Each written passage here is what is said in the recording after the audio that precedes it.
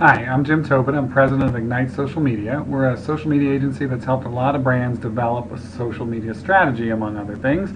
So I thought if you were trying to develop your social media strategy, it might be helpful for you to see how we do it and what our process is, so you can sort of follow that process. So without further ado, let's get into that. Before we get too far though, let's take a deep breath and think about what is social media. A lot of people are thinking of this way too narrowly right now, so let's broaden out a little bit. It's more than Facebook and your blog. So without going into this, it's a whole nother presentation of what is social media. I just want to touch briefly on the fact that there are about 13 categories of social media. So to me, that's number one, monitoring tools. How are you listening to conversations? From Google Analytics to Radian6 to Systemos to Visible Technologies to Crimson Hexagon, all those sorts of folks. Publishing tools, blogging, all the things that allow you to put things up on the internet and sort of change the world as we know it. Social networking sites, obviously Facebook is the biggest one, but let's not forget the niche social networks. Particularly in certain industries, a niche social network might be a very good place to look. So Cafe Mom, a Fit Sugar, Gather, those sorts of places. Microblogging sites, there used to be some competition between Twitter and others, Jaiku, Rejaw, Identica, stuff like that, Plurk. There is no competition, there's really only one. But you can start to see Tumblr maybe filling some of that space too.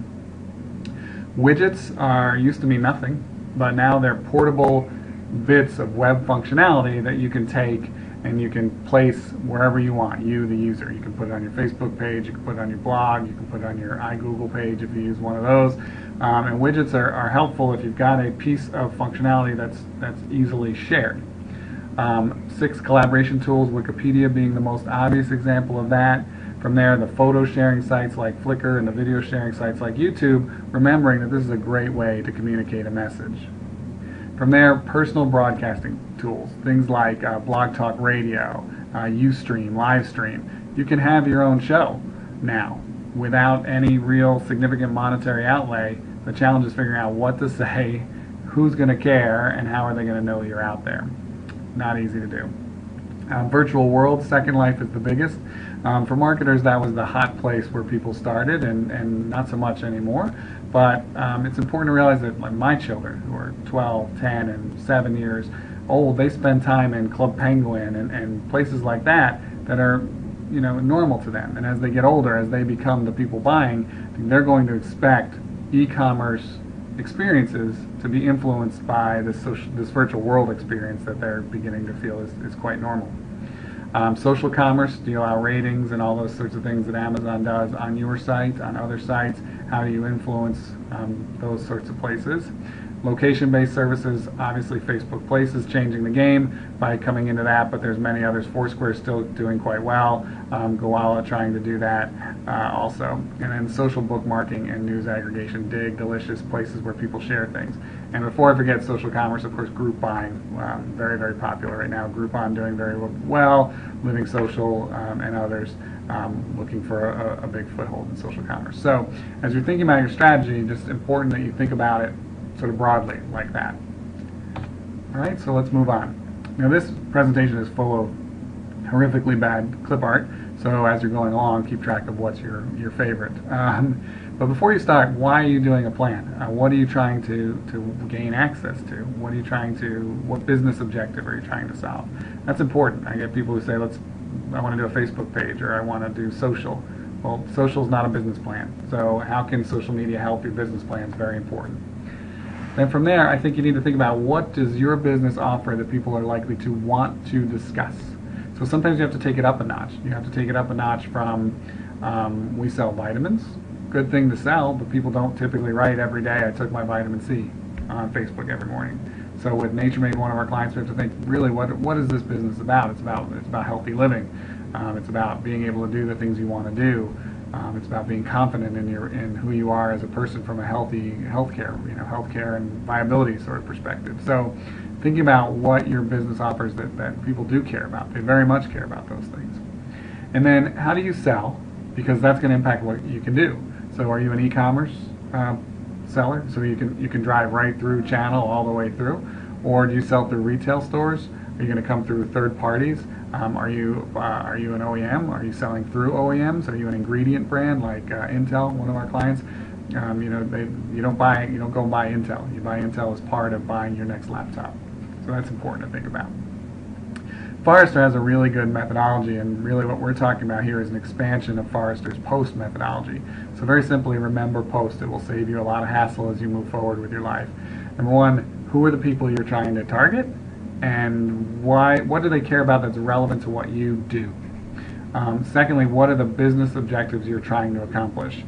If you know those two things fairly well, you can figure out strategies that will let you accomplish those objectives by reaching those people.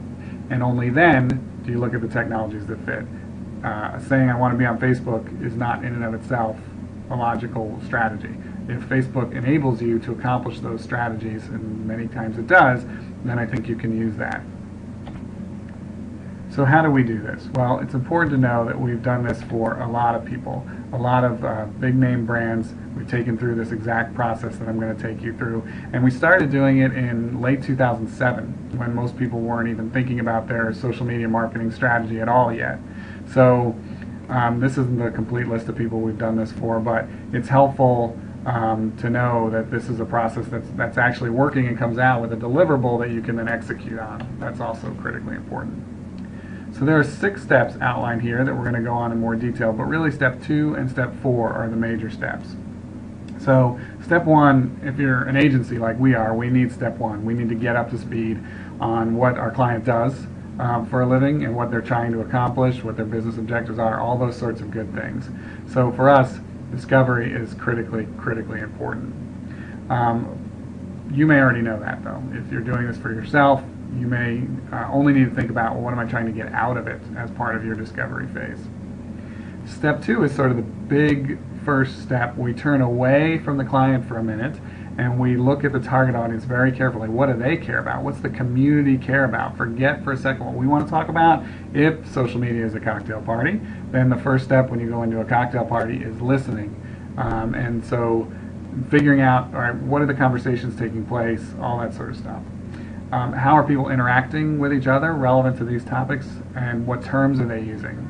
People forget search engine optimization all the time, but it's an important part of this. So figuring out the language they use is important, and then what are your competitors doing? And finally, what have you done before, and has it worked? What's been strong about it? What hasn't been strong about it? All that happens in the community analysis. If it's done properly, it's going to take you several weeks. Step 3 is, okay, so we know what we're trying to accomplish in step 1. We know what the audience cares about and how they behave in step 2. So let's set our goals. What are we trying to get out of this specifically? We want to reach X fans, X new leads, X new backlinks, like what? What are we trying to do here? So let's set our goals. Once you've got that, you can say, all right, to achieve those goals with this community, here's our plan. And the engagement plan is very detailed. We're going to do this in the community, we're going to do this for content, we're going to do this for campaigns, and it's going to cost this much. We're going to start at this point, and we're going to roll out over this sort of calendar. Just saying we could do things like this is not a plan. It's a brainstorming session. So you need to make sure it turns into a plan. From there, we're looking at step 5, which is metrics and measurement. So we set our goals in step 3, but if our goal is to build backlinks, which for some people is a valid goal, for other people it has no bearing whatsoever. How are we going to measure that? What exact things are we going to, what source are we using? Are we using, Majestic SEO for that, or are we using Yahoo Site Explorer? Because you're going to get a very different number. So detail, then what's our goal? Are we going from 800 to 1,000? Are we going from 800 to 2,000? Are we going, what do we think we can get to? So that happens all in your metrics and measurement strategy. And from there, it's really who's going to do it. So when an agency like us is involved, what do you want the agency to do? What can your in-house teams do? And are they prepared for it? So are they trained? Do they need any sort of training to do this job? So those are the 6 steps. And I want to focus a little more broadly on a couple of parts, the channel analysis and the community analysis. The community analysis rather, and the community engagement plan. The first thing to look at in the community analysis is the channel analysis. So what channels, and by channels we mean Facebook, Twitter, YouTube, blog, the platforms that you speak from. So what channels are you currently using? What's the clear need for both you as a brand and for the audience? Like, why would I follow in this this imagery here, Nike soccer or Nike golf or Nike basketball. Why would I follow them, and what value do they add to Nike? So all can be answered, but you may find there's some accounts you don't have an answer for, and those ones have to go away. And then, can we feed these things? So this is something I got from Sean McDonald. He said, when people come to me and ask if they can have a blog, or if they can have a Twitter account, or if they can have a Facebook fan page, they are asking me if they can adopt a puppy. And what I'm going to tell them is, if they're not able to feed that puppy every day, to take that puppy out every day, then I'm not going to give them a puppy, because I don't want you to kill any puppies. So if you're going to make sure that your social presence is not littered over a period of months or years with sick puppies, you have to make sure that you have resources in place to support the channels, or you may not adopt the puppy. So if you don't have those resources in place, don't even start them, because it's an ongoing, these sorts of things are ongoing relationships typically, and if they're not, if they're campaign based, you may think about why you're using them if you're building a bunch of fans to flush instead of doing it on a channel that's permanent. And then, what other previous campaigns have you done? So what's good about them, what's bad about them, and think about things like, how do we get this campaign started? How do we get the first few people to find it? And then, what was the social spread? How strong was it? How easy is it? So from there, we need to look at things like, I could see why someone would want to retweet this, or somebody would want to participate in whatever form or fashion you're asking them to. And yeah, look how easy they made it. The tweets are written properly, they link to the right place, all that sort of stuff. And then, what were the short-term benefits for the brand doing those things, and what were the long-term benefits of the brand? So if it's a campaign, hey, we got a lot of traffic for 3 months that we did this campaign. That's great. Were there long-term benefits as well? So that's another chunk of it. Moving on, it's how does SEO support the campaign? And this is what a lot of people, particularly if they come from a PR background or an advertising background, they don't have the SEO background, so you may need some help in this area. How does search engine optimization support the campaign, and how does it improve how does the campaign improve your SEO? If you can answer those things, it's a good way to get long-term benefit from it. From there, listen, social doesn't exist in the background. Can we, in a vacuum, sorry. Can we get support from email? Can we get support from ads? Can we get support from PR? Can we support those channels with what we're doing? So the best campaigns are integrated like that. You can then look at your competitors. So what are they doing? Who are they? What are they doing? If somebody tells you they don't have any competitors, they're not using the right definition of competitor. And so what are they doing in the social space? And if I look at 4 or 5 brands in a particular space, can I see their brand differentiation in the social stuff, or can I just slap a logo from the one onto the other? And what did they do really well, and what did they do really poorly? So where are the opportunities? What have they already sort of taken from us in terms of positioning? How can we fill in and be true to ourselves? The longest part of this is the audience analysis. So the more you can get into detail here, the better. Bob Lauterborn, former UNC professor, said, the only sustainable source of competitive advantage is superior knowledge of the customer.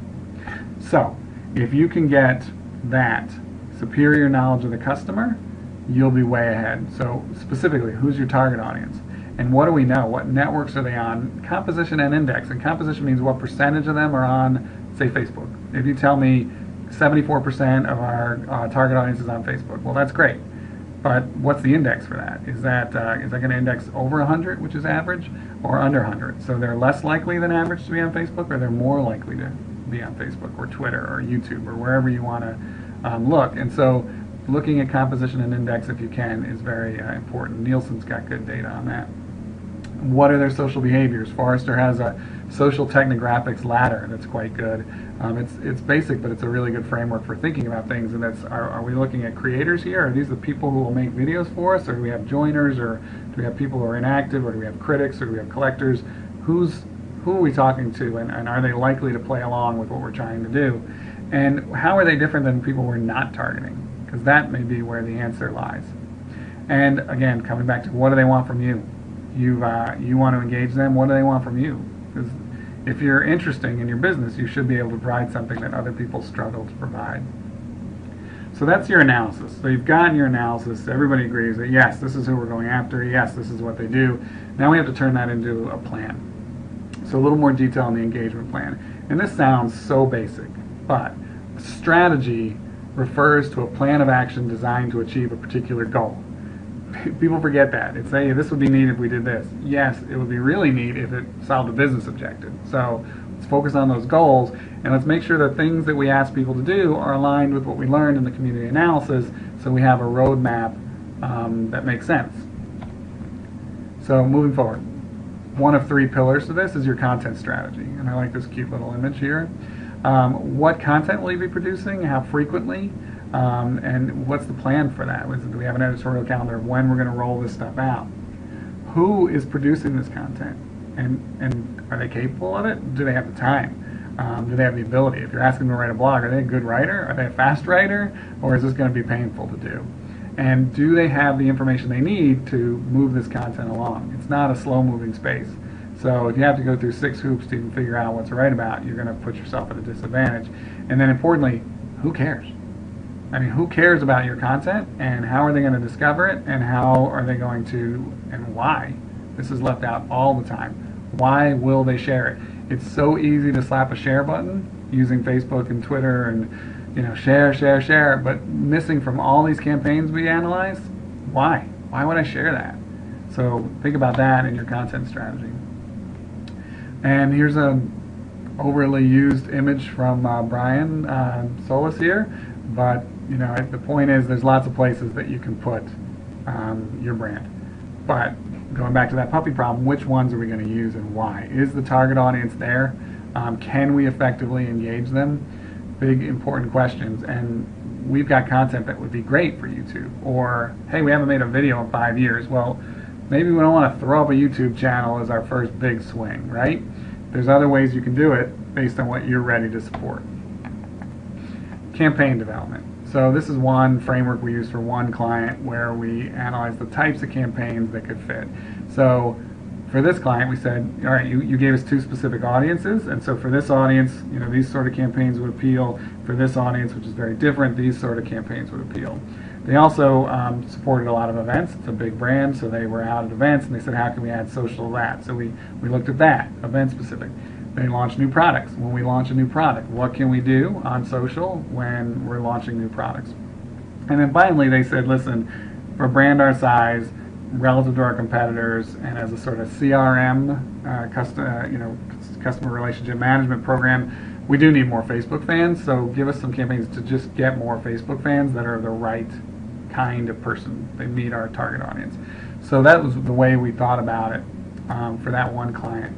But then how are these campaigns measured, and how/why do they bubble up to these larger marketing objectives that the clients established? So we should do this because it achieves your mission of X.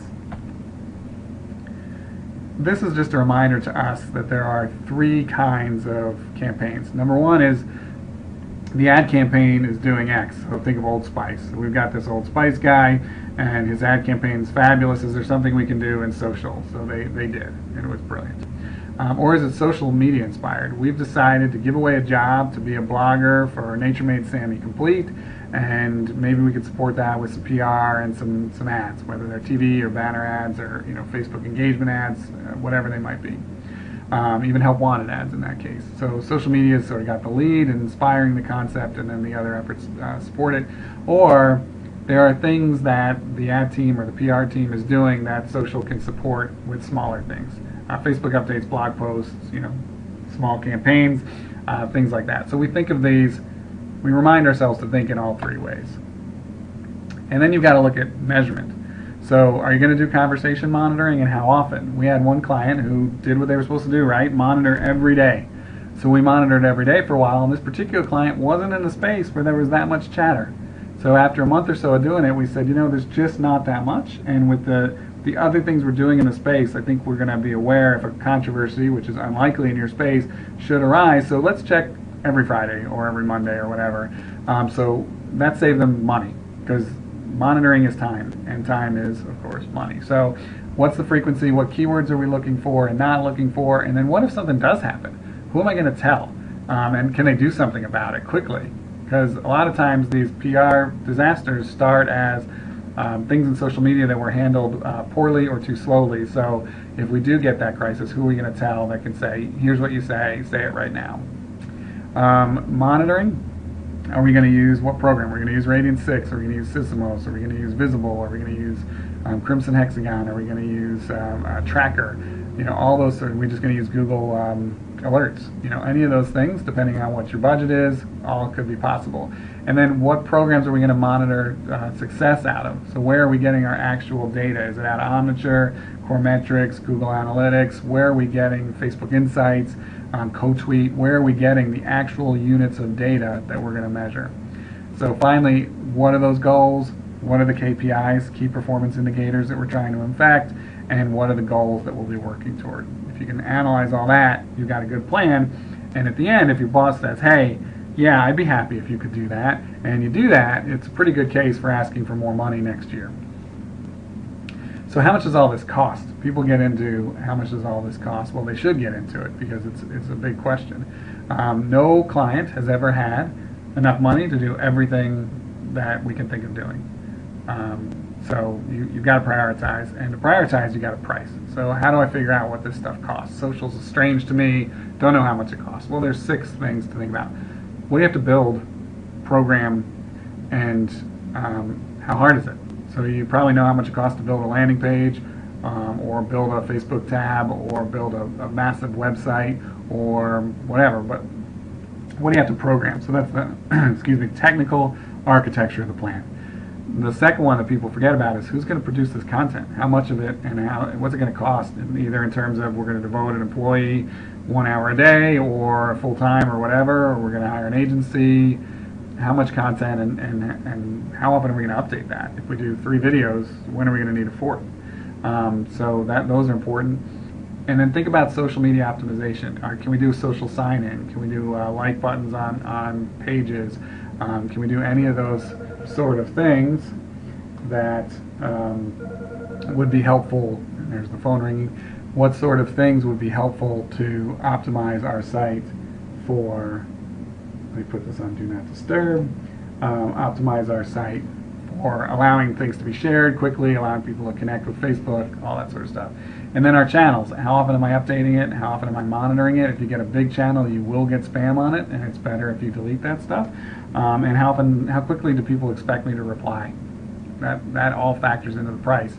And then finally, what's it going to cost to do analytics and monitoring? Monitoring can be anything from Google Alerts, which is free, to Tracker, which I think is maybe $100 a month, to Radian6 and Sysomos, which are $500 a month and up and up and up, depending on how big your brand is. So that's the physical cost, and then there's the human cost of somebody looking at 1,000 posts a day, and if so, how much time does that take? So if you can figure out all those things, and you can figure out the costs of the people assigned to do those things, you can price your plan. And by doing that, if you got your KPIs, you got your price, then you can prioritize. If this is going to get me the best result for the price, then I'm going to obviously do that. So finally, places that I like to read to keep up with this. Of course, our blog is at ignitesocialmedia.com. Mashable's social media category is quite good. Social Media Today is a great collection of articles. The Smart Brief on social media comes to you daily. It's an email newsletter subscription. Highly recommend that. There's about 7 stories a day that come to you. Social Media Explorer and Social Media Examiner are pretty good, quite good actually. Marketing Pilgrim's a favorite of mine, although they write about things more than social, but I like what Andy Beal's doing over there. And if you're looking at B2B, I'd also add in socialmediab2b.com, and that's B and the number 2 and the B again.com, and HubSpot, HubSpot.com. My friend Kip Bodner and some others over there, Dan Zarella, are doing really good B2B thought leadership in their blog. So if you're in the B2B space, Social Media B2B and HubSpot.com, I would add to that. So with that, that's the end of the presentation. I hope it's helpful to you to think about how you do social media strategy development. And if you need to contact me, feel free. There's a Contact Us section at ignitesocialmedia.com, and a real human being actually reads all those. So look forward to hearing from you, and I hope this was helpful.